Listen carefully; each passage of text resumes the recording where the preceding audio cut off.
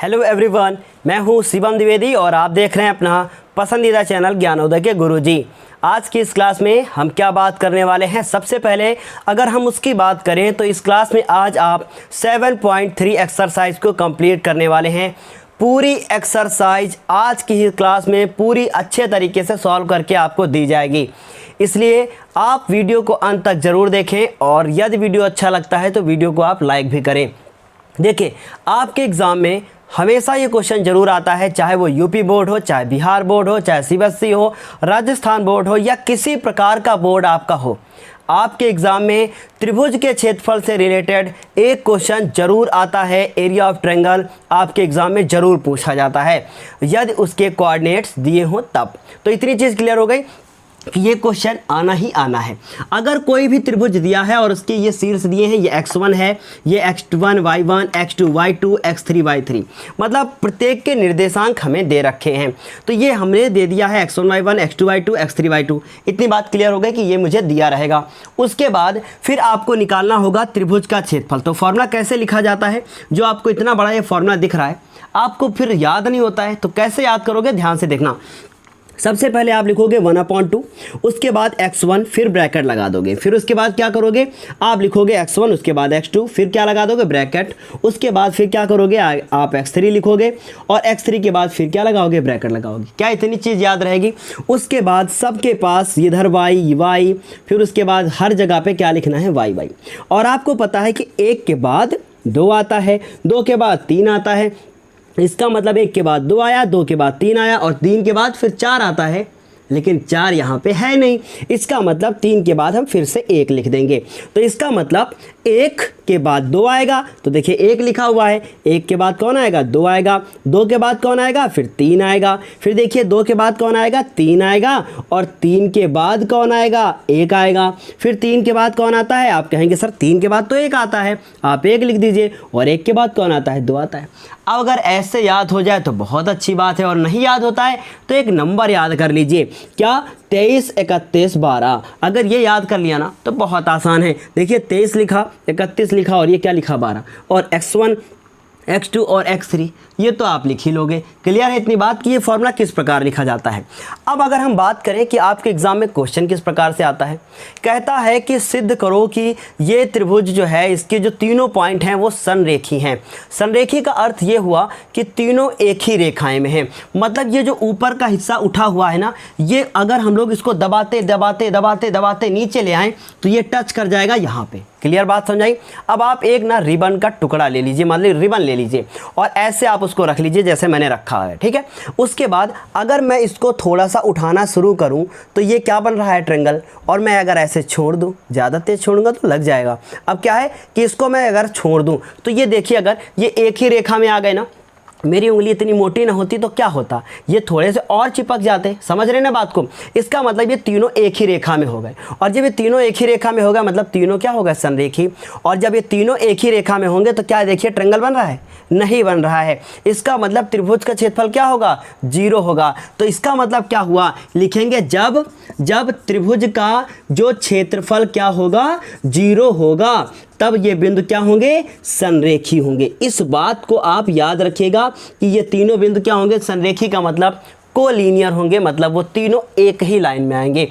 तो इतनी चीज़ अगर क्लियर समझ में आ गई है तो अब शुरू करते हैं फर्स्ट क्वेश्चन और आपको बताते हैं कि एग्ज़ाम में कैसे इन क्वेश्चंस को आपको करना है। मैंने बताया त्रिभुज के क्षेत्रफल का फॉर्मूला, और मैंने बताया अगर त्रिभुज का क्षेत्रफल 0 हुआ तो बिंदु संरेखी होंगे। अगर उसने कह दिया कि त्रिभुज के जो ये बिंदु हैं ये संरेखी हैं तो इसका मतलब त्रिभुज का क्षेत्रफल 0 है, उल्टा और उसके बाद सीधा। क्लियर बात? अब अगर हम बात करें कि इसका फर्स्ट क्वेश्चन क्या है, तो आपको जस्ट अभी स्क्रीन पे बस दिखने वाला है। देखिए मैं इतनी जल्दी में बता तो गया इसे, लेकिन अगर समझ में नहीं आया है तो एक्सरसाइज के क्वेश्चंस को करिए, बिल्कुल सब कुछ क्लियर हो जाएगा। फर्स्ट क्वेश्चन आपको दिख रहा है, लिखा है उस त्रिभुज का क्षेत्रफल ज्ञात कीजिए जिसके शीर्ष ये आपके दिए हैं, और इसमें 2 क्वेश्चन आपको दिए हैं, दोनों आपको स्क्रीन पर दिख रहे होंगे। क्या लिखा हुआ है, फर्स्ट क्वेश्चन हम यहाँ पर लिखते हैं। फर्स्ट क्वेश्चन के हमें शीर्ष दिए हैं, क्या दिए हैं, हम लोग लिखेंगे दिया है। क्या दिया है मुझे, शीर्ष। तो पहला शीर्ष x1 और y1 होता है, तो उसका वैल्यू कितना दिया है आपको बोर्ड पे दिख रहा है, कितना है, 2 और 3, मतलब आपको ऐसे दिया होगा 2,3, तो ये हो गया x1, ये हो गया y1, तो ये 2,3 दिया है। उसके बाद x2 दिया है, x2 कितना दिया है देखिए ध्यान से, लिखा हुआ है -1 और y2 कितना दिया हुआ है 0 दिया हुआ है। उसके बाद तीसरा बिंदु क्या दिया हुआ है आपको x3 दिया हुआ है, कितना दिया है 2, और y3 कितना दिया हुआ है, y3 दिया हुआ है -4, ऐसे हमें दे दिया गया है। अब हमें इस जो है त्रिभुज के क्षेत्रफल का क्या करना है, त्रिभुज का क्षेत्रफल हमें निकालना है। तो देखिए कैसे करोगे आप लिखोगे कि त्रिभुज का क्षेत्रफल मतलब एरिया ऑफ ट्राइंगल। क्या फॉर्मूला होता है अभी अभी मैंने आपको बताया था। कैसे लिखोगे 1/2, उसके बाद ब्रैकेट, फिर x1, फिर ब्रैकेट में क्या 23 मतलब 2 और 3, फिर क्या लिखोगे 31 मतलब x3 लिखोगे पहले, और उसके बाद देखिए ध्यान से x2 लिखोगे यहाँ पे, और उसके बाद लिखोगे यहाँ पे y मतलब y3, और 31 का मतलब 3 और 1, फिर उसके बाद फिर क्या लिखोगे आप लिखोगे यहाँ पे क्या x3, और फिर ब्रैकेट लगाओगे और यहाँ पे लिखोगे y1 माइनस y2। देखिए 23, 31, 12, क्लियर इतनी बात। अब रखना है वैल्यू अपनी, तो ये हो गया 1/2, x1 की वैल्यू कितनी है 2, y2 की वैल्यू कितनी है ये है 0, y3 की वैल्यू कितनी है -4। देखिए ध्यान से y3 यहाँ पर निगेटिव लिखा है और इसकी वैल्यू भी निगेटिव है, मतलब ये पॉजिटिव हो जाएगा। याद रखिएगा इन चीज़ों को, ये क्या हो जाएगा पॉजिटिव। अब x2 की बात करें तो कितना है -1, तो यहाँ पे ये -1 है और ये प्लस लगा हुआ है, तो मतलब इसका चिन्ह बदल जाएगा, -1 हो जाएगा। क्लियर है इतनी बात। अब y3 को देखिए तो कितना है -4। अब ये इसका चिन्ह मैंने नहीं बदला, क्यों नहीं बदला, क्योंकि वो माइनस में है और y3 यहाँ पर तो प्लस में है, मतलब प्लस माइनस माइनस।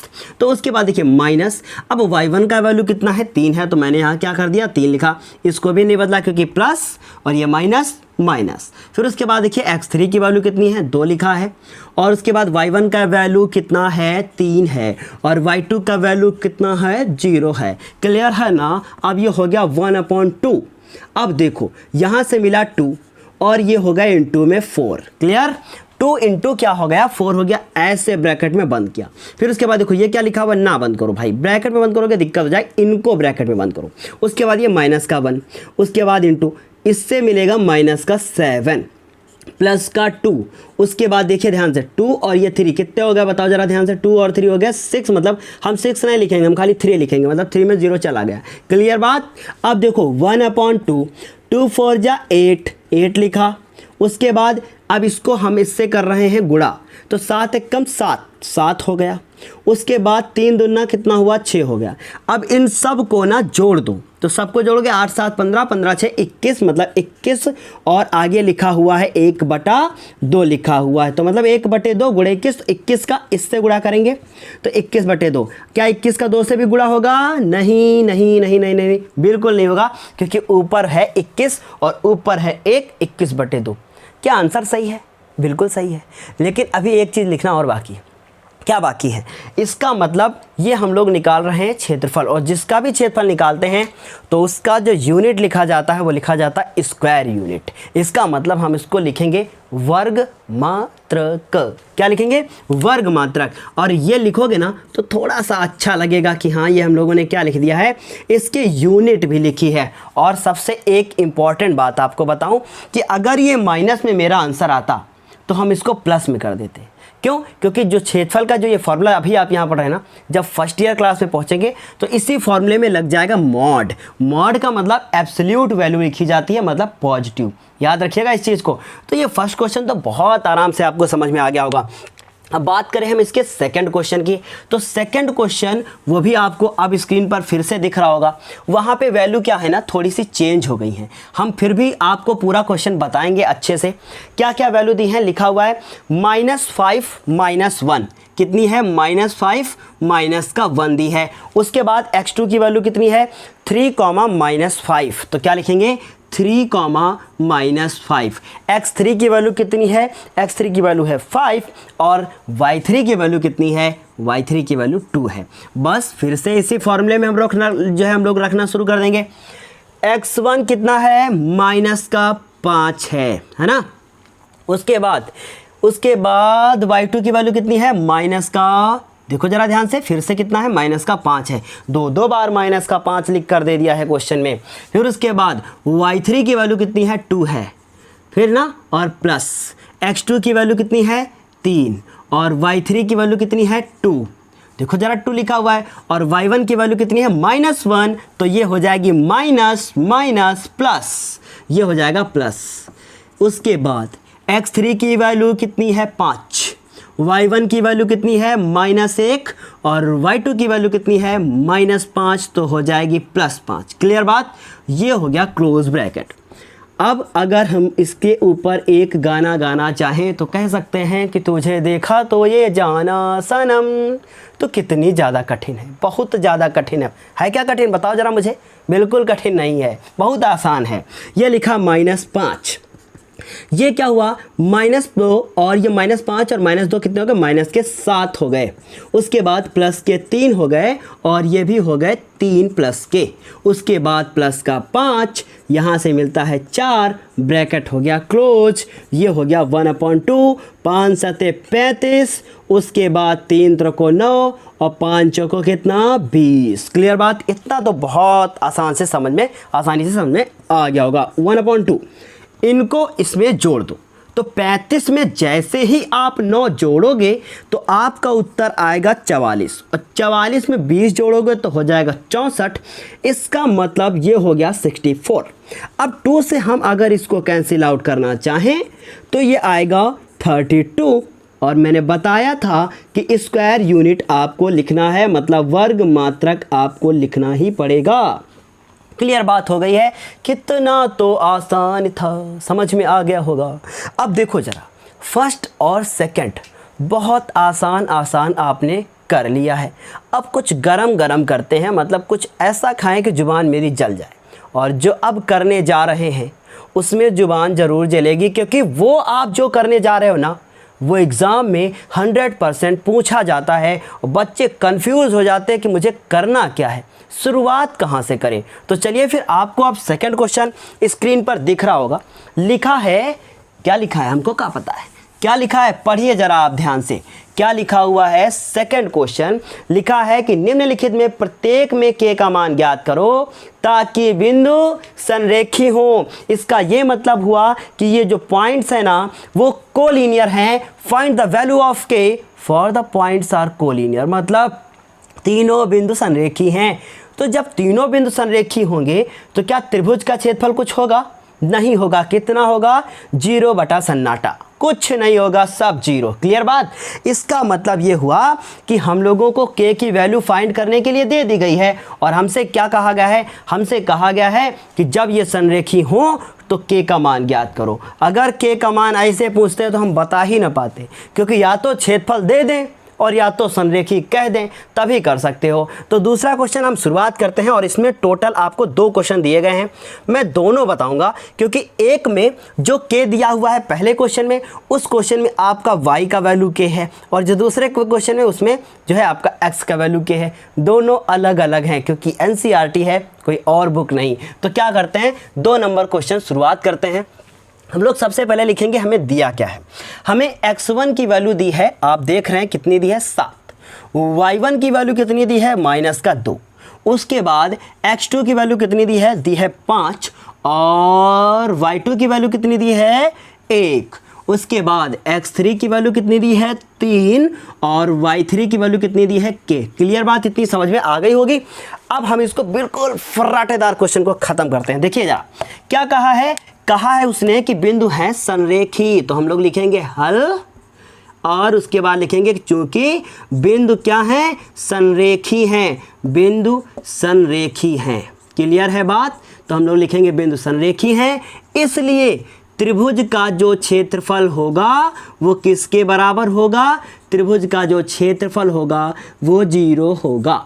क्लियर बात, यहाँ पे अच्छे से आप लिखना क्षेत्रफल, 6 बना के गोला ना कर देना। क्लियर बात, अब ये आ गई आपको क्षेत्रफल बराबर कितना, 0। त्रिभुज का क्षेत्रफल का फॉर्मूला आपको पता है 1/2, उसके बाद x1 प्लस ना y2 ना, फिर देखो जरा ऐसे ब्रैकेट करेंगे, x2 करेंगे, फिर ब्रैकेट उसके बाद x3 करेंगे, फिर ब्रैकेट, उसके बाद क्लोज, फिर क्या 0। क्या इतनी बात समझ आ गई? अब देखो क्या करेंगे, 23 31 12 मतलब y2, फिर उसके बाद 3, फिर उसके बाद 31 ना y3, और उसके बाद y1, फिर उसके बाद 12 1, और ये हो गया 2। क्लियर बात? 23 31 12। अब देखो क्या करते हैं, ये 1/2 लिखा है गुणे में, इसको भेजो 0 के नीचे और ये हो जाएगा 0/1/2, मतलब अगली लाइन में 0 हो जाएगा। क्लियर है ना? अब ऐसे लिखो, चाहे लिख दो 0, खत्म। ठीक है, देखो ध्यान से। अब x1 की वैल्यू अभी ना करो, नहीं तो कुछ लोगों के सर के ऊपर से एकदम चला जाएगा। तो हमने लिखा 1/2, फिर उसके बाद x1 की वैल्यू कितनी है 7 हो गया। y2 की वैल्यू कितनी है 1, y3 की वैल्यू कितनी है k, फिर प्लस का x2 का वैल्यू कितना है 5, y3 का वैल्यू कितना है k, और y1 का वैल्यू कितना है, y1 का वैल्यू कितना है -2, तो यहाँ हो जाएगा प्लस का 2। समझ रहे हैं ना मेरी बात को? -2 माइनस माइनस माइनस प्लस, फिर x3 कितना है, x3 से 3 लिख दिया। y1 की वैल्यू कितना है, डरो नहीं, -2, फिर y2 का वैल्यू कितना है 1, मतलब -1, और ब्रैकेट क्लोज, और बराबर कितना 0। अब इन 1/2 को हम नीचे भेज दें तो क्या हो जाएगा 0, इसका मतलब 1/2 अब यहाँ से खत्म। तो ये हो गया 7। और देखो जरा ध्यान से, इसमें क्या 2 बार के लिखा था क्या, जो मैंने 2 बार के कर दिया? हाँ, एक यहाँ पर एक यहाँ। ओके, क्लियर बात। अब देखो 7 कम 7 हो गया, और 7 को तुम के से गुणा करो तो 7 1 कम 7, और 7 को के से करेंगे तो 7 के। क्लियर? 1/2 समझ गए हो ना, 0 के नीचे गया है, बाद में पूछिएगा मत। फिर 5 को के से कीजिएगा, पूछ लीजिएगा भाई, समझ में ना आए तो, पर मैं बता रहा हूँ। 5 दूनी कितना हो गया 10। फिर उसके बाद अब देखो जरा ध्यान से, 3 दूना अगर तुम 6 करोगे तो क्या फ़ायदा है उसको करने का? अब ऐसा करो ना कि इसमें कर दो -3, तो इसको लिख दिया हमने 3 और गुणे में कर दिया -3। अब मन है तुम्हारा अगर वैसे करने का कि भाई हम इसको इससे करें, हम उसको उससे करें, तो यू कैन डू इट, कर सकते हो आप। और उसके बाद बराबर हो गया 0, है ना? उसके बाद देखो तो ये 7 लिखा है, फिर ये 10 लिखा है, ये भी प्लस का है, ये भी प्लस का हो गए, तो मतलब 7 और 10 हो गए 17। अगर समस्या है ना करो, पड़ा रहने दो। तो हमने इसको लिखा 7, इसको -7, प्लस के 5, माइनस के 2 के बचे, प्लस का 10 हुआ, 3 त्रिक को 9 हुए। अब बताएं क्यों नहीं किया था? अरे घट जाएंगे ना तो बहुत आसान हो जाएगा। देखो 10 में 9 गए, 1 बचा, 1 में इधर जुड़ गए, कितने हो गए 8। क्लियर बात समझ आ गई? कितना बचा 8। इसका मतलब -2k प्लस के 8 बराबर कितना 0। तो माइनस का 2k बराबर माइनस का 8 उधर गया, और k बराबर हो गया माइनस का 8 बटे माइनस का 2। तो k बराबर कितना आ गया?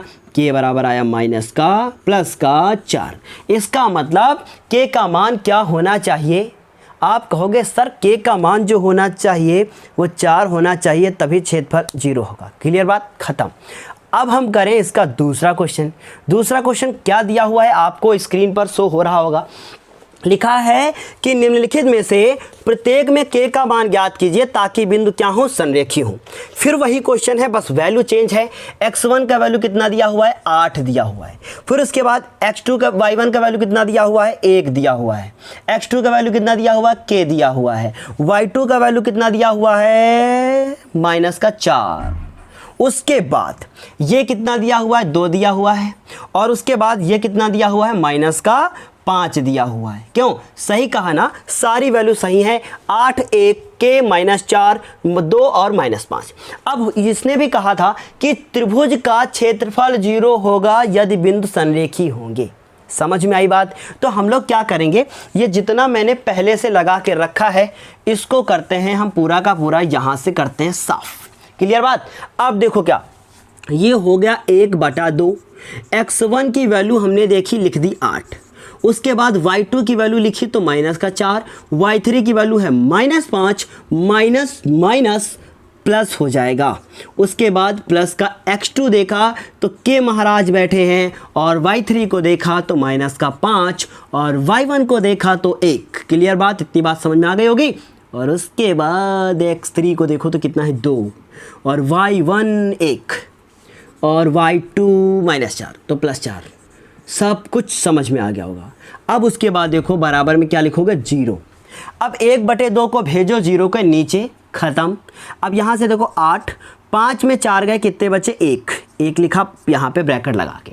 फिर उसके बाद देखो अब यहाँ लिखा हुआ k, तो अब k से अंदर गुणा करने की कोई ज़रूरत नहीं है। क्योंकि ये ना अभी जुड़ घट सकते हैं। तो मतलब ये माइनस का 6 हो गया, तो ये हो गया माइनस के 6। फिर उसके बाद प्लस का 2 और यहाँ से मिलेगा 5 बराबर कितना 0। ये हो गए 8 एकम 8, ये हो गए माइनस के 6 के, और उसके बाद ये हो गया 5 दूनी कितना 10 बराबर 0।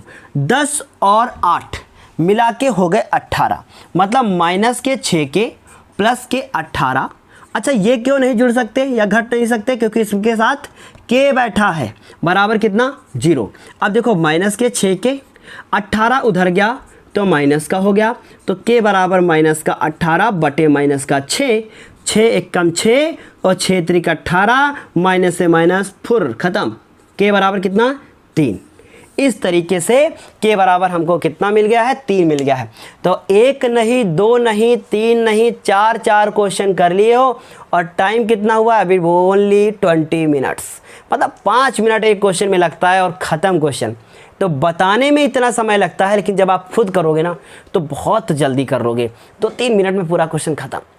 तो उम्मीद है इतना बेहतर समझ में आ रहा है। अगर ये चारों क्वेश्चन बेहतर समझ में आए हैं तो जल्दी मुझे बताएं कि ये 4 मुझे अच्छे से समझ में आ गए हैं। सर 3 और बचे हैं, इसी टाइम आप उनको बता दीजिए ताकि वो भी ख़त्म हो जाएं।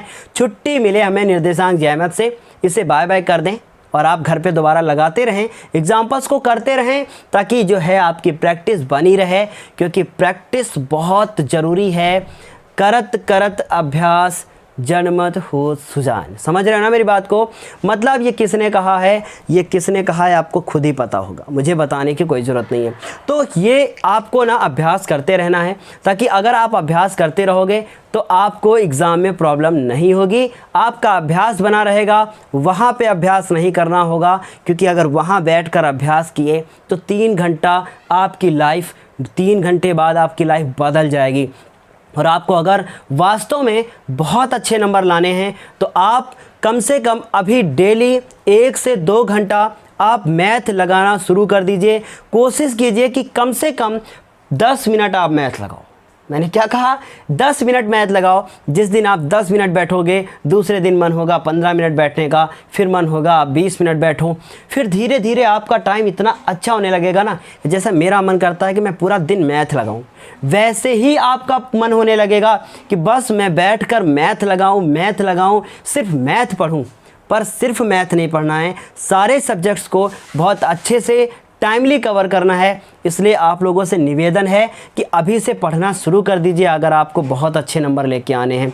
अगर ये मैं आप लोगों के लिए कह रहा हूँ, क्योंकि सिर्फ मैथ, सिर्फ साइंस या इनसे कुछ नहीं होने वाला है। आपको साथ ही साथ इंग्लिश या आपके जो अदर सब्जेक्ट्स हैं, जैसे एसएसटी हो गया, इंग्लिश हो गया और हिंदी हो गया, इन सबको भी अच्छे से कवर करना है, ताकि आप तभी अच्छे नंबर लेके आ पाओगे। तो उम्मीद है इतना आपको समझ में आ गया होगा। अब हम बढ़ते हैं क्वेश्चन नंबर 3 की तरफ और आपको बताते हैं कि आप 3 नंबर क्वेश्चन कैसे करोगे। तो 3 नंबर क्वेश्चन आपको दिख रहा होगा स्क्रीन पर, लेकिन मुझे अभी नहीं दिख रहा है, इसलिए मैं पहले साफ़ करूंगा इसे और उसके बाद 3 नंबर क्वेश्चन मैं बताता हूं, ठीक है? तो 3 नंबर क्वेश्चन आपको दिखाओ, मुझे भी दिखा। लिखा है शीर्षों, और ये क्वेश्चन मोस्ट इंपॉर्टेंट है। लिखा है शीर्षों 0,-1, 2,1 और 0,3 वाले त्रिभुज की भुजाओं के मध्य बिंदुओं से बनने वाले त्रिभुज का क्षेत्रफल ज्ञात कीजिए। मतलब एक त्रिभुज है, उसके शीर्ष हमको दे दिए हैं, फिर कह रहे हैं कि उनके जो भुजाएं हैं उनके मध्य बिंदु से जो त्रिभुज बनेगा उसका क्षेत्रफल ज्ञात कीजिए। समझ रहे हैं मेरी बात को? फिर आगे पढ़ते क्या है। फिर लिखा है इस क्षेत्रफल का दिए हुए त्रिभुजों के क्षेत्रफल के साथ अनुपात भी ज्ञात कीजिए। तो इतना अजीब सा क्वेश्चन है, लेकिन कैसे आप करोगे इस क्वेश्चन को, जब मैं आज अभी बता लूँगा तो आपको एहसास होगा कि ये क्वेश्चन बहुत आसान था। एक त्रिभुज दिया है, उसके कुछ शीर्ष दिए हैं, तो मैं सबसे पहले एक क्या करता हूँ कि एक त्रिभुज बना लेता हूँ, और इस तरीके से मैंने ये त्रिभुज बना लिया, ठीक है? उसके बाद देखिए बहुत आसान क्वेश्चन है। इसका जो शीर्ष हमने माना वो ए हो गया, ये बी हो गया और ये सी हो गया। अब इसके शीर्ष हमको दे रखे हैं, क्या दे रखे हैं? 0,1, तो हम इसको क्या लिखते हैं? 0,1 लिखते हैं। उसके बाद दूसरा शीर्ष कितना दिए रखा है इन्होंने? 0,-1 दिया है, तो दूसरा शीर्ष क्या दिया है, b बराबर 2,1 दे रखा है, और तीसरा शीर्ष इन्होंने दे रखा है, इन्होंने 0,3 इन्होंने दे रखा है। मतलब ये 3 शीर्ष दे दिए हैं और कह रहे हैं कि इस त्रिभुज की भुजाओं के मध्य बिंदु से बनने वाले त्रिभुज का क्षेत्रफल ज्ञात कीजिए, और लास्ट में अनुपात भी पूछा है, तो उसकी तो बाद में बात करेंगे, पहले क्षेत्रफल तो निकालो। मुझे इसका क्षेत्रफल तो निकालना ही है, लेकिन साथ ही साथ मुझे इसका AB का जो मध्य बिंदु होगा ये, BC का मध्य बिंदु हमने मान लिया ये, और CA का जो मध्य बिंदु मान लिया वो हमने मान लिया ये। मतलब मुझे इस जो है भुजाओं के मध्य बिंदु, तो देखिए आप इसको यहाँ से मिला दीजिए, तो ऐसे होगा। अगर मैं इसको थोड़ा सा कलर पेन से बनाऊं तो इस तरीके से आप देख सकते हैं कि ये हमने इसको मिला दिया, और उसके बाद इसको मिला दिया, और इसको मिला दिया। अब मुझे जो ये वाला त्रिभुज बन रहा है इसके निर्देशांक ज्ञात करने के लिए क्वेश्चन में कहा गया है।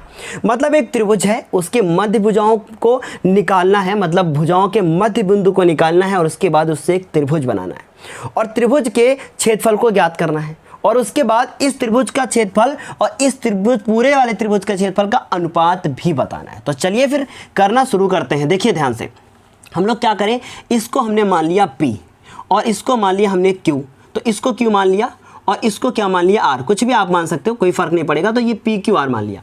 अब मुझे कुछ भी करके P के निर्देशांक निकालने होंगे, Q के निकालने होंगे, R। और ये जब भी क्वेश्चन आता है पूरे के पूरे 6 नंबर में या 4 नंबर में पूछा जा सकता है। बहुत आसान क्वेश्चन है। देखिए कैसे करेंगे हम लोग इसको। हम लोग कुछ नहीं लिखेंगे कि मुझे क्या दिया है क्या नहीं दिया है, बस अब हम लोग लिखेंगे P के निर्देशांक। क्या लिखेंगे, P के निर्देशांक। और P किसका मध्य बिंदु है आपको पता है, P जो है वो हमारा किसका मध्य बिंदु है, AB का मध्य बिंदु है। क्लियर है। तो इसका मतलब x1 plus x2 upon 2 comma y1 plus y2 upon कितना 2, ये वाला फॉर्मूला लगाएंगे। x1 की जो वैल्यू है उसको अगर ध्यान से हम देखें तो देखिए किसी को कुछ भी मान सकते हो। ये x1 हो गया, इसको हमने x2 माना, तो ये हो गया 1, मतलब यहाँ पे 0 है, और 0 और प्लस 2, तो यहाँ हम लिखेंगे 0 प्लस 2 बटे में कितना 2, कॉमा लगाया। फिर y1 की वैल्यू को हमने देखा, y1 की वैल्यू कितनी है -1, तो हमने यहाँ पर -1 लिखा, प्लस लगा के लिखा ये जो है हमारा प्लस का 1, और बटे में कितना 0। इसका मतलब यहाँ से अगर हम लोग देखें तो ये हो गया 2/2, और कॉमा लगाया ये 0/2। क्लियर बात, यहाँ से 0 मिलेगा। अब यहाँ से 2 से 2 को अगर हम लोग काट दें तो ये 2 से 2 हो गया ख़त्म। इसका मतलब क्या बचेगा, 1 बचेगा, और ये इसके निर्देशांक मिलेंगे 1, और 0/2 का मतलब 0 ही होता है। इसका मतलब हम लोगों ने इसके निर्देशांक निकाल लिए हैं 1,0। क्लियर है इतनी बात कि 1,0 हमने इसके निर्देशांक निकाल लिए हैं। अब कुछ भी करके हमें Q के निर्देशांक निकालने होंगे, तो हम यहाँ पर लिखते हैं किसके निर्देशांक, Q के निर्देशांक, और Q के भी इसी तरीके से निकालने होंगे। तो हमने लिखा Q के निर्देशांक। तो Q के निर्देशांक कैसे निकालेंगे, इनको और इनको जोड़ेंगे हम लोग, मतलब इनका मध्य बिंदु हो गया, तो ये 2 + 0 कितना, 2 + 0। अगर चाहें आप तो फॉर्मूला लिख कर सकते हैं, x1 + x2 अपॉन में 2, और उसके बाद y1 + y2 अपॉन में 2। अब x1 की वैल्यू है 2, x2 की वैल्यू है 0 अपॉन 2, उसके बाद y1 का वैल्यू है 1, और प्लस का 3 बटे में 2। तो यहाँ से 2/2 होगा, इसका मतलब आंसर होगा 1। यहाँ से 4/2 होगा, इसका मतलब आंसर होगा, अगर नहीं समझ में आता है तो मैं ऐसे करके पूरा बता देता हूँ, 2/2, और ये हो गया 4/2, और इस तरीके से आप इसको काटोगे तो 1, और इसको करोगे तो आपका हो गया 2। इसका मतलब इसके निर्देशांक भी हमने निकाल लिए हैं। कितने निकाल लिए हैं, 1, कितना निकाल लिया है, 2 निकाल लिया है। अब बात करें हम लोग R के निर्देशांक की। देखिए बहुत थोड़ा सा बड़ा क्वेश्चन तो जरूर है, लेकिन मोस्ट इंपॉर्टेंट है। अब मुझे क्या करना है, R के निर्देशांक, R के निर्देशांक निकालने हैं। तो वो R किसका मध्य बिंदु है, आपका AC का है। तो R के निर्देशांक निकालने के लिए हम लोग क्या फॉर्मूला लगाएंगे, x1 + x2 और अपॉन 2, उसके बाद कॉमा y1 + y2 अपॉन 2। अब देखो x1 की वैल्यू, इसको हम लोग x1 माने, इसको क्या कर रहे हैं हम लोग y1, तो 0 + 0, तो 0 + 0 अपॉन 2, उसके बाद 3 - 1 हो जाएगा, तो 3 - 1 अपॉन 2। अब 0 + 0 मतलब 0/2, तो 0 हो गया, और 3 में 1 गया तो 2 हो गया, और 2/2 कर दिया जाए, अरे छोड़ो ऐसे कर दो, 2/2। अब देखो जरा ध्यान से, तो ये हो गया 0 और ये हो गया 1, मतलब इसके निर्देशांक कितने मिले, R के 0, 1 मिले। इतनी बात तो आपको क्लियर समझ में आ ही गई होगी कि कैसे हमने इसको किया है। ठीक है, अब मुझे क्या करना है, त्रिभुज PQR का क्षेत्रफल भी निकालना होगा। तो आप देखो कैसे करोगे, आप लिखोगे त्रिभुज, तो हिंदी में ऐसे पूरा अच्छे से लिख देते हैं, त्रिभुज मतलब ट्रायंगल। उसके बाद त्रिभुज PQR का क्या निकालेंगे हम लोग, क्षेत्रफल निकालेंगे। कैसे निकलेगा, बहुत ध्यान से आप देखिएगा। त्रिभुज PQR का क्षेत्रफल फॉर्मूला लगाएंगे 1/2, लेकिन उसके लिए हम लोगों को ये करना होगा कि सबसे पहले x1 y1 और x2 और y2 और उसके बाद x3 और y3, इन सब की वैल्यू को भी तो नोट करना होगा, वरना फिर आपको बाद में समझ में नहीं आएगा ना। तो इसलिए हमने इसको लिखा y1, इसको लिखा x1, इसको लिखा x2, इसको लिखा y2 और इसको लिखा x3 और इसको लिखा y3। अगर ध्यान से आप देखो तो x1 किसी को कुछ भी मान सकते हो, तो हम यहाँ से शुरू करते हैं। ये x1 हो गया 1, देखिए ध्यान से 1 हो गया, 1 लिखा। फिर उसके बाद y1 की वैल्यू 0, अब इस पे आते हैं, 0 लिखा हमने x2 और उसके बाद इसको लिखा 1। x3 पे आए तो 1 लिखा हमने और इसको लिखा 2। मतलब यहाँ से हमने शुरुआत की, तो हमने x1 y1, x2 y2, x3 y3। आपका अगर मन होता आप इसको मानते तो इसको x1 y1, इसको x2 y2, इसको x3 y3, कुछ भी मान सकते थे। तो उम्मीद है इतनी चीज़ आपको समझ में आ गई होगी। अब हम लोग इस वाले त्रिभुज का क्षेत्रफल निकाल दे, तो हम लोग लिखेंगे त्रिभुज PQR का क्या निकाल दे, क्षेत्रफल। फॉर्मूला क्या लिखेंगे, 1/2, उसके बाद x1 और उसके बाद ब्रैकेट में क्या लिखेंगे, ब्रैकेट, उसके बाद x2, फिर ब्रैकेट, फिर x3 और फिर ब्रैकेट और ब्रैकेट क्लोज। कितनी बात समझ आ गई होगी। उसके बाद देखो x1 लिखा हुआ है और उसकी वैल्यू कितनी है, आपको यहाँ पर लिखना है y2 माइनस y3 पहले लिखना है, फिर y3 माइनस y1 लिखना है और y1 माइनस y2 लिखना है। इतनी बात समझ में आ गई होगी। अब देखिए 1/2 लिखा हमने, उसके बाद ब्रैकेट लगाया, x1 की वैल्यू कितनी है 1, फिर ब्रैकेट लगाया। देखिए ऐसे करोगे तो कभी गलत नहीं होगा। फिर 0 हो गया, फिर ब्रैकेट लगाया, फिर x3 की वैल्यू लिखी कितनी हो गई 1 और फिर ब्रैकेट लगाया और ऐसे क्लोज। अब देखो y2 की वैल्यू लिखनी है, y2 की वैल्यू कितनी है 1 और y3 की वैल्यू लिखनी है वो जो कि है 2। उसके बाद देखिएगा ध्यान से अगर हम लोग, तो y3 लिखनी है और y3 की वैल्यू है 2 और y3 के बाद y1 लिखनी है जो कि है 0। फिर यहाँ से देखिए तो ये y1 का वैल्यू लिखना है जो कि है 0 और y2 का वैल्यू लिखना है जो कि 1। अब देखो ध्यान से, तो ये हो गया 1/2 और ये हो गया 1 और 1 में 2 चलेगा तो बचेगा माइनस का 1।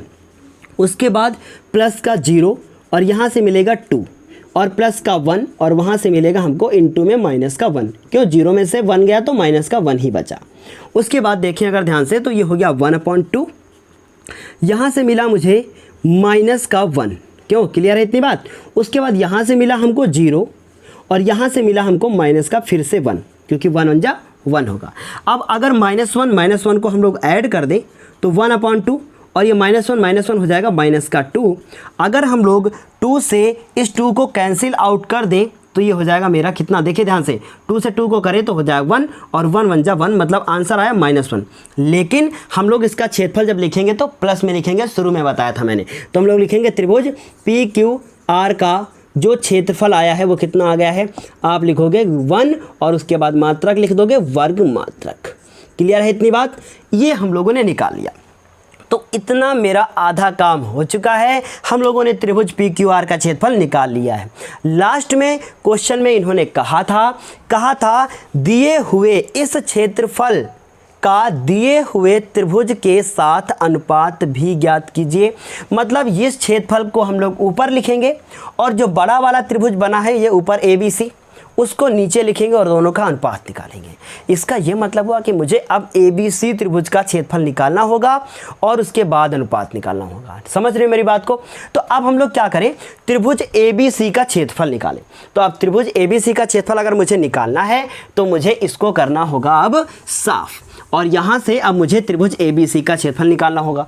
तो देखिएगा ध्यान से, हम लोग लिखेंगे कि त्रिभुज ABC का क्षेत्रफल और उसके बाद डैश लगा देंगे ऐसे, फिर वैल्यू नोट करेंगे x1 y1, ठीक है।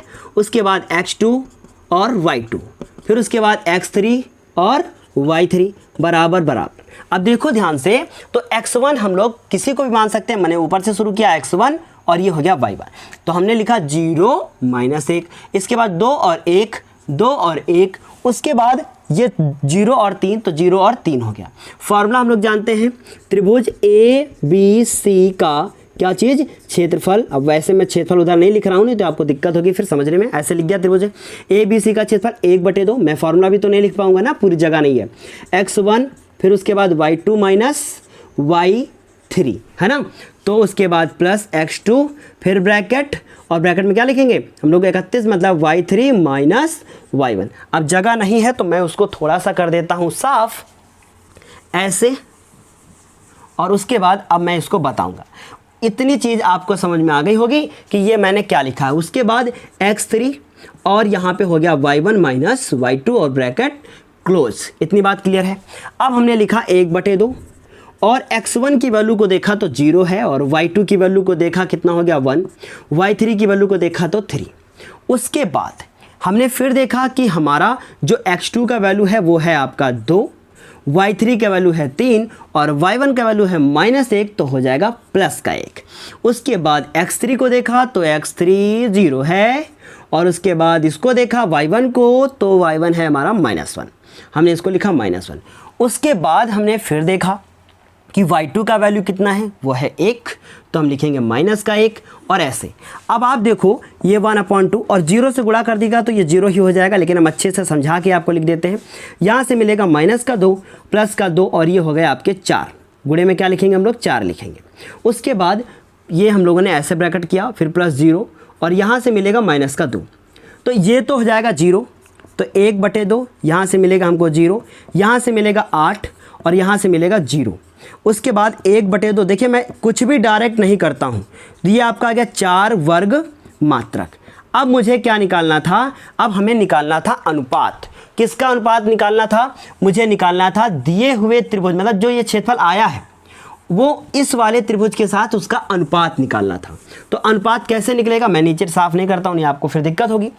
लिखना है मुझे अनुपात, और किसका अनुपात निकालना है, मुझे अनुपात निकालना है त्रिभुज PQR का क्षेत्रफल, और बटे में किसको लिखना है, त्रिभुज ABC का क्षेत्रफल। और आपने देखा कि त्रिभुज PQR का क्षेत्रफल 1 आया था और त्रिभुज ABC का क्षेत्रफल 4 आया था, इसलिए जो अनुपात होगा वो कितना होगा, 1/4 होगा।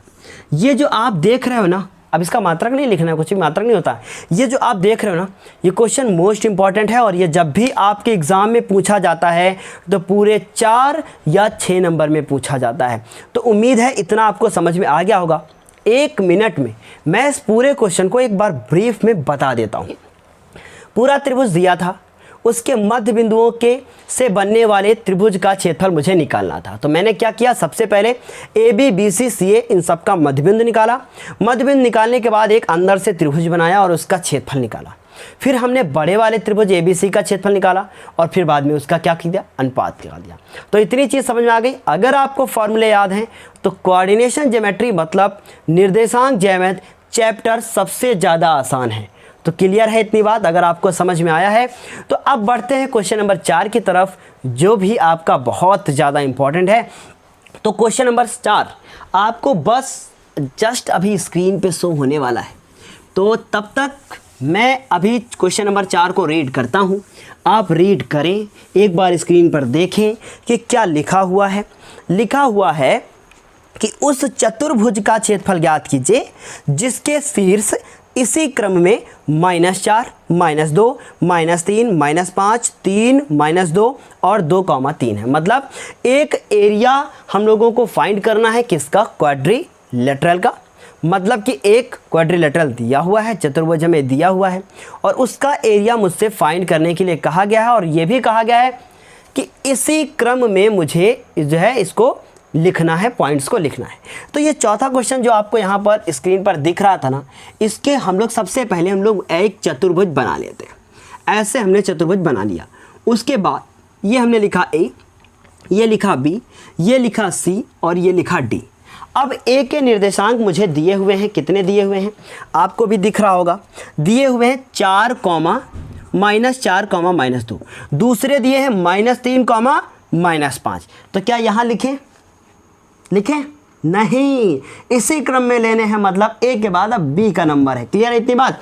इसका मतलब यहाँ लिखेंगे तो इसका मतलब -3 -5 और उसके बाद यहाँ पर लिखेंगे 3 -2 और उसके बाद यहाँ पे लिखेंगे 2 3। अगर आपने क्रम को बदल दिया जो कि इन्होंने दिया था तो फिर आपका पूरा क्वेश्चन गलत हो जाएगा। अब क्या कह रहा था, इस चतुर्भुज का क्षेत्रफल ज्ञात करो। तो देखो, आपको त्रिभुज का क्षेत्रफल का फॉर्मूला पता है, लेकिन आपको चतुर्भुज के क्षेत्रफल का फॉर्मूला नहीं पता है। और अगर कोई पता भी है ना तो इसमें नहीं लगने वाला, क्योंकि ये कोऑर्डिनेट दिए हुए हैं, मतलब जो हमारे दिए हैं निर्देशांक। तो अब क्या करें, इस चतुर्भुज को हम 2 हिस्सों में बांट दें। एक त्रिभुज अलग कर दे, दूसरा त्रिभुज अलग कर दे और दोनों का क्षेत्रफल अलग अलग निकाल लें और बाद में दोनों को जोड़ दें। क्यों, समझ में आई बात? लेकिन कुछ इंपॉर्टेंट है इस क्वेश्चन में जो बीच में हम आपको बताएंगे, क्योंकि अभी मैं नहीं बता सकता, क्योंकि जैसा आंसर आएगा उसी के ऊपर डिपेंड करता है। तो देखिए क्या करते हैं, इसको हम 2 हिस्सों में बांट देते हैं। आपका मन है कि सर ऐसे विकर्ण डालिए तो ऐसे कर देंगे, आपका मन है सर ऐसे करिए तो हम ऐसे कर देंगे, तो हम इसको ऐसे कर देते हैं। मेरा इच्छा ऐसे ही हो गई है। चलिए, अब मुझे ए बी डी का क्षेत्रफल निकालना है, तो हम लोग लिखेंगे त्रिभुज ए बी डी का क्षेत्रफल। और जब मुझे त्रिभुज ABD का क्षेत्रफल ज्ञात करना होगा तो उसके लिए x1 y1, फिर उसके बाद x2 और y2, ठीक है, उसके बाद x3 और y3 लिखना होगा। इतनी बात समझ में आ गई? तो अब देखिए ज़रा, तो हमने क्या किया, इसको माना x1, इसको y1, इसको x2, इसको y2 और इसको x3, इसको y3। तो x1 का वैल्यू मेरा कितना है, 4 है माइनस का। y1 का वैल्यू कितना है, -2 है और x2 का वैल्यू -3 है और y2 का वैल्यू -5 है। उसके बाद 2 लिखा और उसके बाद 3 लिखा। समझ में आ गई बात?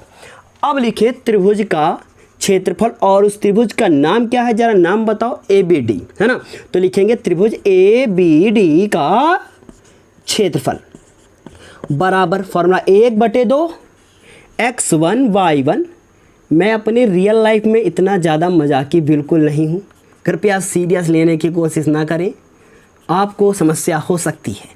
ये हो गया इतना, ये हो गया x3 और y1 - y2। इतनी बात तो आपको क्लियर समझ में आ ही गई होगी कि सब कुछ क्लियर है। अब देखो ज़रा, मैंने लिख दिया फॉर्मूला। अब यहाँ पर x1 का वैल्यू हम पुटअप करेंगे जो कि आपका दिया हुआ है -4, y2 का वैल्यू दिया है -5, y3 का वैल्यू दिया है 3, तो हो जाएगा -3 क्योंकि वो प्लस है।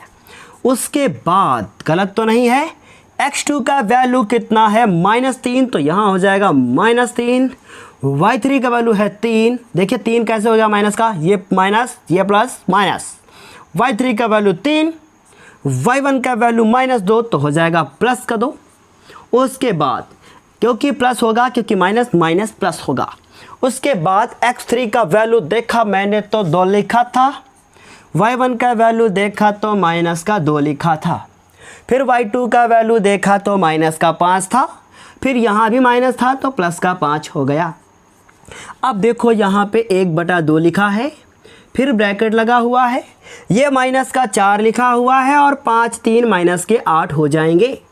फिर ये -3 लिखे हैं और 3 2 5 हो जाएंगे। उसके बाद हम गुणा लगाना भूल गए तो फिर से मैंने लगा दिया। फिर उसके बाद ये हो गया 2 और 5 में 2 चले गए तो 3 बचे हैं, फिर गुणा मैंने लगा दिया, ऐसे ब्रैकेट क्लोज हो गया। अब देखो मैं क्या करता हूँ, 1/2 करता हूँ और 4 को 8 से गुणा करता हूँ और 32 लिखता हूँ, तो ये 32 हो गया। फिर 3 को 5 से गुणा करेंगे तो 15 हो जाएगा, -15 लिखेंगे हम लोग। 3 को 2 से गुणा करेंगे तो 6 हो जाएगा। इतनी बात क्लियर समझ में आ गई होगी। अब 32 में से 15 घटाओ तो 17 बचेंगे, 32 में से 15 घटाओ तो 17 बचेंगे, 17 में से 6 घटा दो तो 11 बचेंगे। इसका मतलब इसका क्षेत्रफल 11/2 आने वाला है। क्या किया मैंने कहा 32 में से आप घटा दो 15 बचेंगे 17, 17 में से 6 जोड़ दो, बस वही गलत कर दिया मैंने। 17 में से 6 जोड़ दो, हो जाएंगे 23, जोड़ना था तो ये हो गया 23/2 जो कि कटेगा नहीं। इसका मतलब त्रिभुज ABD का क्षेत्रफल आ गया 23/2। त्रिभुज ए बी सी डी का क्षेत्रफल 23/2 वर्ग मात्रक। इतनी बात आपको क्लियर समझ में आ गई होगी कि त्रिभुज ए बी डी का क्षेत्रफल 23/2 आ गया है। अब हम लोग क्या लिखें, लिखे पुनः बी सी डी का क्षेत्रफल निकालेंगे। बी सी डी का क्षेत्रफल कैसे निकालोगे? अब इनको हम यहाँ से मिटा देते हैं और इनको x1 y1 कर देते हैं, ठीक है। अब आपको समझ में आ गया होगा कि x1 और y1 के मान बदल जाएंगे, जो कि हो गए 3 और -2।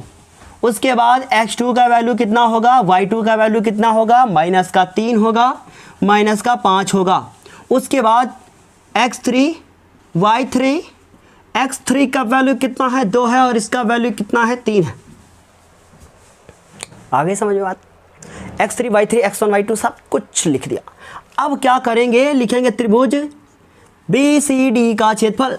बी सी डी का क्षेत्रफल मतलब area of triangle B C D equal to 1/2। उसके बाद x1 y2 -y3, फिर उसके बाद x2, यहाँ पे लिखेंगे y3 -y1 प्लस का x3, और ब्रैकेट में लिखेंगे आप y1 -y2। ओके, क्लियर बात। अब देखो 1/2 हो गया, x1 की वैल्यू को देखा तो 3 हो गया, y2 की वैल्यू -5 है। बताते बताते गलत ना लिख जाऊं, बहुत ध्यान देना। अब y2 और ये हो गया y3। इतनी बात क्लियर हो गई कि ये y1, ये y2 और ये y3, प्लस का x2 लिखा। x2 के वैल्यू कितना है, -3 है। उसके बाद y3 का वैल्यू कितना है, 3 है। उसके बाद y1 का वैल्यू कितना है, 2 है, तो प्लस का 2 हुआ। उसके बाद x3 को देखा तो 2 हुआ, y1 का वैल्यू देखा तो -2 है, और y2 का वैल्यू देखा तो 5 है, तो प्लस का 5 हो गया। इतनी बात तो क्लियर समझ में आ गई होगी। बारिश बहुत तेज़ होने लगी है। ये हो गया 3, 5 3 कितना हो गया, -8 हो गया, और -3 हो गया। ऊपर वाले ने सुन लिया है, क्योंकि मैं कल ही बोल रहा था बारिश नहीं हो रही है। 3 2 5 हो गया, प्लस का 2 हो गया, 5 में 3 गए तो हो गए, 5 में 2 गए, कितने हो गए, 3 हो गए। Bracket close. अब इतना तो दूसरे क्वेश्चन का था। ये 1/2, 8 3 24 हो गया, माइनस का 5 3 15 हो गए माइनस के, और 3 दूना 6 हो गए प्लस के। इतनी बात आपको क्लियर समझ में आ गई होगी। 1/2 लिखा मैंने, फिर उसके बाद ये हो गए 24, 24 में 15 जुड़ रहे हैं। इसका मतलब 5 4 9, इसका मतलब मिलेगा मुझको -39 और प्लस का 6। 1/2 लिखा, इसको इससे घटाया जोड़ा तो हो गए -33। इसका मतलब हम लोगों ने क्या किया, -33/2 लिखा, और इधर लिख दिया वर्ग मात्रक। उसके बाद अब मैं एक बार ज़रा क्वेश्चन को देख लेता हूँ कि उसमें क्वेश्चन में आपसे क्या पूछा गया था। तो क्वेश्चन में आपसे जो पूछा गया था वो था हमारा इस पूरे चतुर्भुज का क्षेत्रफल, मतलब अगर हम लोग इसको लिखें तो ये पॉजिटिव लिखा जाएगा, 33/2 हो जाएगा वर्ग मात्रक। इतनी बात आपको क्लियर समझ में आ गई होगी। अब क्या करना है मुझे, मैंने कहा था ना पॉजिटिव लिखना है इस त्रिभुज का क्षेत्रफल, अगर निगेटिव आता है तो पॉजिटिव करना है। अब इतनी बात क्लियर हो गई, एब्सोल्यूट वैल्यू लिखनी थी। अब दोनों क्षेत्रफलों को आपस में जोड़ दिया जाए तो चतुर्भुज का क्षेत्रफल हमें ज्ञात हो जाएगा। तो क्या करते हैं, अब इन दोनों जो त्रिभुजों का क्षेत्रफल है उनको आपस में हम लोग ऐड कर दें। तो क्या किया जाएगा, बहुत ध्यान से समझ में आ गया होगा, ये मिटा दें। अब क्या करें, हम लोग लिखें चतुर्भुज, बहुत चतुर था, चतुर्भुज BCD का क्षेत्रफल बराबर त्रिभुज ABD, त्रिभुज ABD प्लस त्रिभुज BCD का क्षेत्रफल। और अब ये आप सामने लिखिएगा, लिखिए क्या सामने, का क्षेत्रफल। Clear, clear, okay. ABD का क्षेत्रफल आया था 23/2, इसका क्षेत्रफल आया था 33/2, 2 2 लासा लिया 2, ऊपर हो गए 23 प्लस 33, जोड़ दिया 3 3 6 हो गए, और 3 2 5 हो गया, मतलब 56/2, 56 इंच। 2 1 कम 2, ये हो गए 28। समझ गए होंगे कुछ लोग कि 56 सर ने इंच क्यों कहा। इसका मात्रक हो गया 28 वर्ग मात्रक। इस तरीके से हम लोगों ने क्वेश्चन नंबर 4 भी ख़त्म कर लिया है फन्नाटे से एकदम। समझ में आ गया होगा। अगर ये क्वेश्चन आपको बेहतर समझ में आया है तो बेहतर वाला एक कमेंट करके मुझे बताएं कि हाँ मुझे समझ में आ गया है। और आप लोगों से ये निवेदन है कि वीडियो लाइक ज़रूर किया कीजिए। बिना लाइक किए आप लोग जाते हैं तो फिर थोड़ा सा कम अच्छा लगता है। अच्छे से लाइक करके जाएं, 2-3 बार उसको पुश करके लाइक करें, समझ में आएगा। तो इस तरीके से चौथा क्वेश्चन ख़त्म। अब बारी है 5वें क्वेश्चन की और कुछ ऊट पटांग उसमें लिखा हुआ है, पढ़ के देखते हैं। लिखा हुआ है कि कक्षा 9 में आपने पढ़ा था। अब मैं जो बोलने जा रहा हूँ उसमें कुछ लोग बिल्कुल मुस्कुराने वाले हैं। क्या वास्तव में आपने कक्षा 9 में पढ़ा था? और पढ़ा भी होगा तो आपको याद नहीं है, ठीक है। अगर पढ़ा भी होगा तो आपको याद नहीं, और अगर आपको याद है तो फिर आपको डबल मुस्कुराने की ज़रूरत है, क्योंकि आपको याद है ना। चलिए, कक्षा 9 में आपने पढ़ा था और नहीं पढ़ा था तो अब याद दिला रहे हैं। वो कह रहे हैं अध्याय 9 उदाहरण 3। वाह भाई, या अध्याय के नाम तो याद नहीं है, उदाहरण भी बताए दे रहे हैं।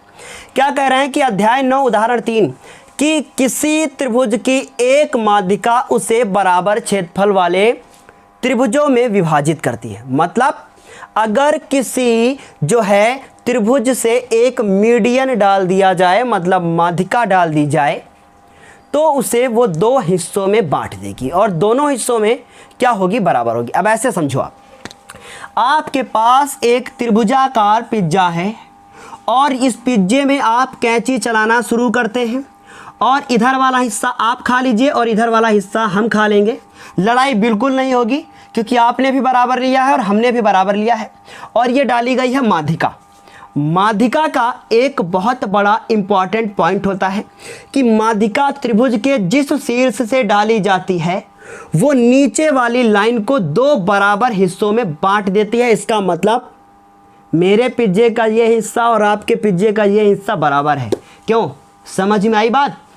इसका ये मतलब हुआ कि ये जो वाला पॉइंट है जहाँ कैंची मैंने चलाई थी, कैंची से काटोगे क्या पिज्जा? चाकू चलाई थी, तो चाकू जहाँ मैंने चलाई थी वो वाला हिस्सा जो ये वाला पॉइंट आएगा, इसे आप मध्य बिंदु कहेंगे। इस बात को याद रखिएगा।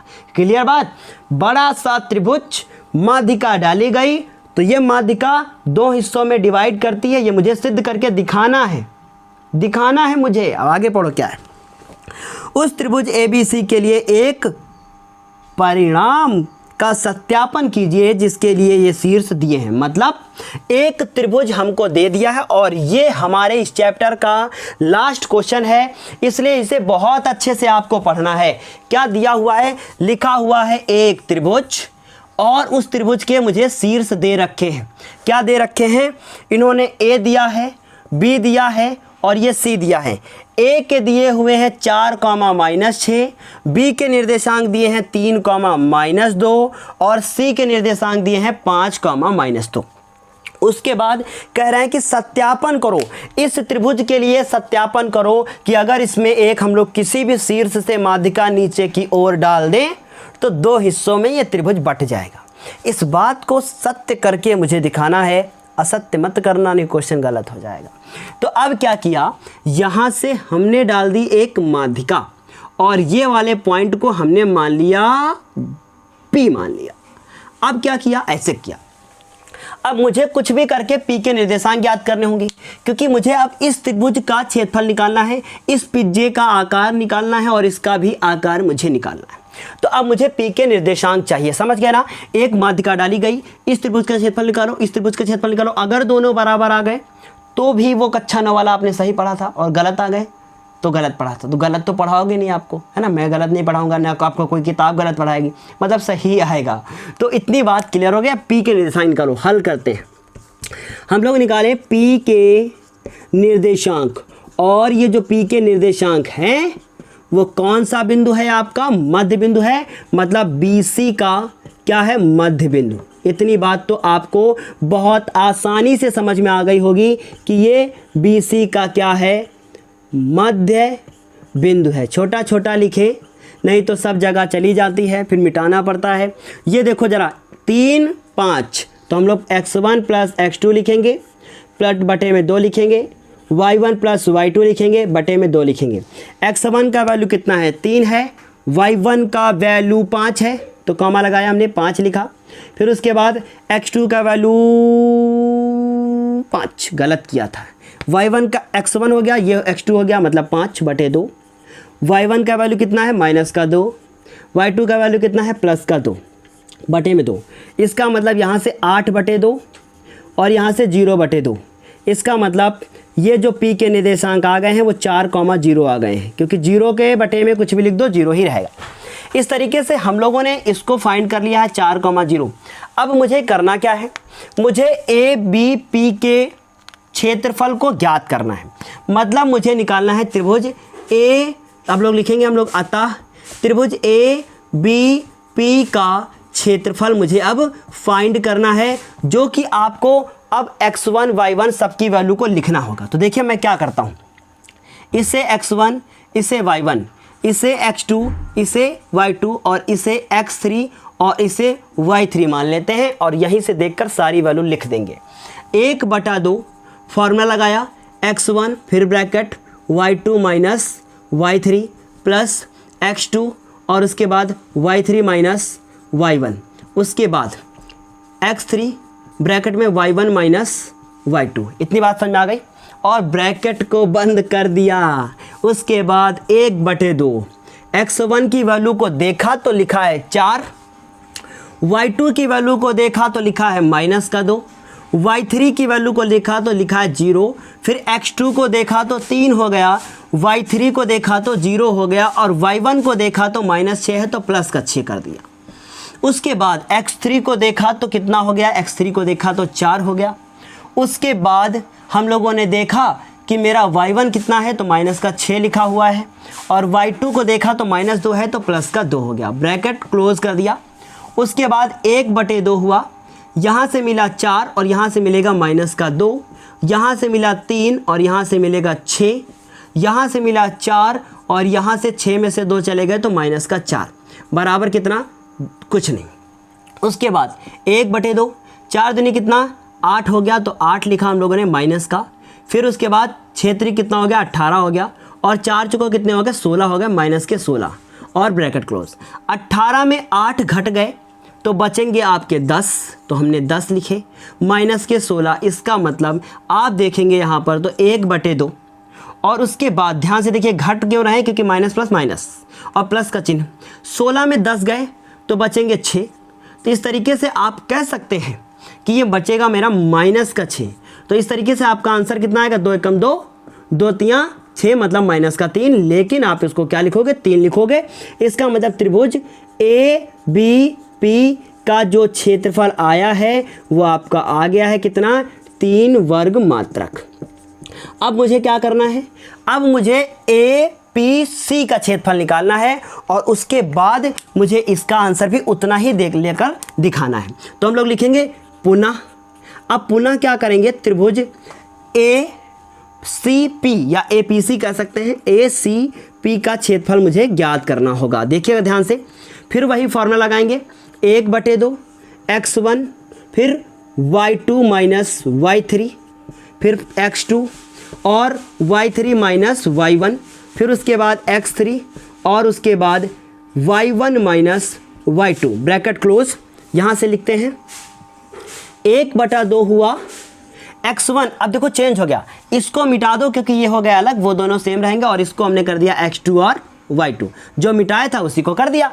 अब x1 को देखो कितना हो गया, यहाँ से देखो 4 हो गया, y2 को देखो तो हो गए आपके 2, y3 को देखा तो 0, फिर उसके बाद x2 को देखा 5, y3 कितना 0, उसके बाद y1 -6 तो -6 तो +6 हो गया। फिर उसके बाद x3 को देखा तो कितना लिखा है 0 लिखा है। उसके बाद फिर से मैंने y1 को देखा तो -6 है और y2 को देखा तो -2 क्योंकि +2 है ना वहाँ पे तो -2। इतनी बात क्लियर समझ में आ गई। मैं एक बार फिर से वैल्यू मिला लेता हूँ, x1 4 और उसके बाद 5 और 4 5 4, तो देखिए 4 5 और उसके बाद x3 की वैल्यू यहाँ पर मैंने कुछ गलत कर दी है, ये हो गई 4। ठीक है, इतनी बात समझ आ गई। उसके बाद देखो, अब उसके बाद ये हमने किसकी वैल्यू लिखी, y2 की। y2 देखो जरा ध्यान से, 2 लिखा हुआ है, 2 में से हमने y2 में से y3 को घटाया, 2 में से हमने 0 घटाया, फिर 0 में से हमने कितना घटाया, वो 6 लिख दिया प्लस का, और माइनस के 6 और माइनस के 2 लिख दिया, सब सही। 1/2।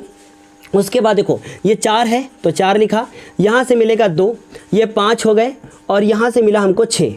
उसके बाद ये 4 हो गए, और यहाँ से मिला 6 और 2 कितना हो गया, माइनस का 8 हो गया, ब्रैकेट क्लोज। अब देखो जरा ध्यान से, ये 1/2 हुआ, उसके बाद 4 दूनी कितना हुआ, 8 हुआ, 5 छक्का कितना हो गया, यहाँ से 30 हो गया। उसके बाद 8 चौको कितने हो गए, 32 हो गए, कितने हो गए, 32, माइनस के 32 हो गए, ऐसे क्लोज हुआ। इन दोनों को जोड़ दो, 38 हो जाएगा, यानी 38 होगा, और 38 में 32 चला जाएगा तो कितना बचेगा आपका, 6 बचेगा। इस तरीके से यहाँ से आप 2 1 जा 2, 2 3 जा 6, मतलब 3 वर्ग मात्रक हम लोगों का आंसर आ गया है। लेकिन क्या आप इसको यहाँ से छोड़ दोगे, नहीं। अब आपको करना क्या है, बहुत ध्यान से मेरी बात को समझिएगा, ये तो सब आप नोट ही कर लोगे। यहाँ से कुछ लिखना है इसके नीचे, मुझे इसके नीचे ये लिखना है कि हाँ, जो मैंने कक्षा 9 में पढ़ा था वो सही पढ़ा था। क्या लिखेंगे, अतः, ये हम लोग सिद्ध कर चुके हैं, लिखेंगे अतः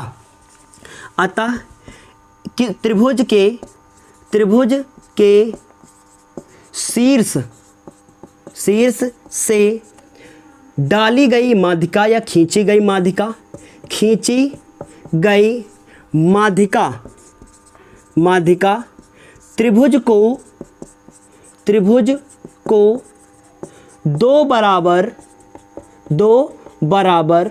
त्रिभुजों में विभाजित करती है। अच्छा, क्यों बराबर विभाजित करती है, क्योंकि देखिए ध्यान से लिखिएगा, चूंकि त्रिभुज ABP का जो क्षेत्रफल आपका आया है वो किसके बराबर आ गया है, त्रिभुज यहाँ पे हम लोगों ने क्या लिखा था, ACP का क्षेत्रफल। तो इतनी चीज़ आपको समझ में आ गई है, इसीलिए हम लोग लिख सकते हैं कि त्रिभुज के शीर्ष से खींची गई माध्यिका उसे 2 बराबर भागों में बांटती है। तो उम्मीद है इतना आपको अच्छा लगा होगा क्लास, और ये क्लास बहुत इंपॉर्टेंट क्लास थी। इसमें आपने जितने भी क्वेश्चन पढ़े हैं ज़रूर आपके एग्ज़ाम में जो है, आपके एग्ज़ाम के लिए बहुत ज़्यादा इंपॉर्टेंट है।